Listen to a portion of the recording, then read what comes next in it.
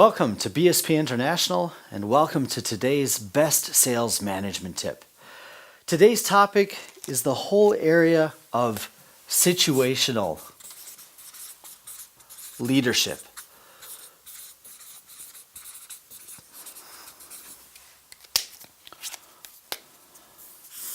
Situational leadership, of course, involving a very broad area of definition.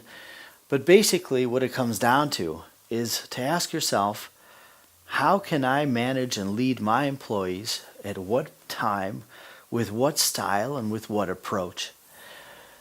Well, there are different aspects of situational leader, but what I'd like to illustrate and to provide you is a model or an instrument that should help you get to know your employees better in the question of how and when, with what style, to lead and manage your employees in their personal development.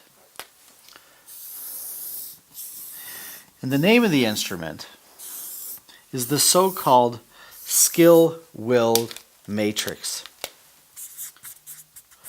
The skill-will matrix, developed by Hersey and Blanchard in the whole context of situational leadership, that takes into account the skill of employees and, of course, their will to perform.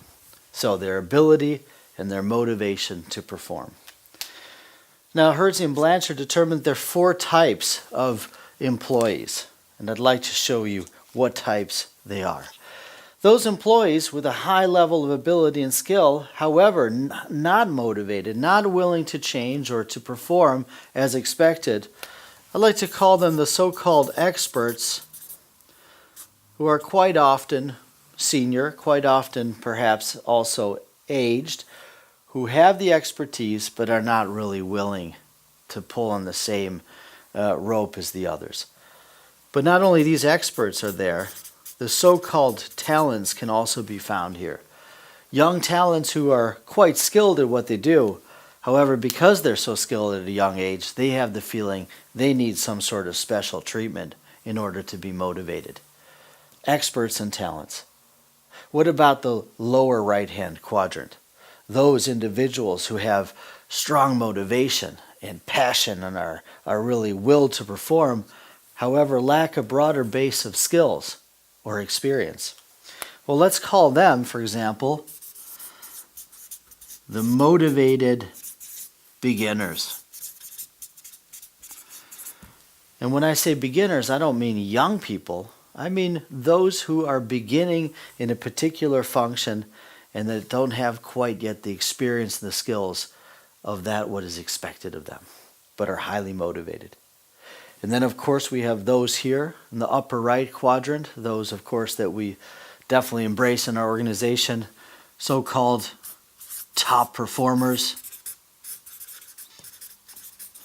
those with strong skills, much experience, but at the same time are still highly motivated to continue to develop themselves and who want to grow further and to make a contribution to the success of the organization.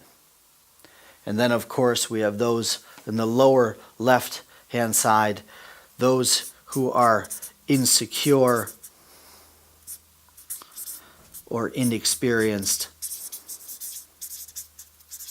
And because of this type of feeling that do not have the skill and are perhaps apprehensive in performing as they may or should in the context of what's expected of them.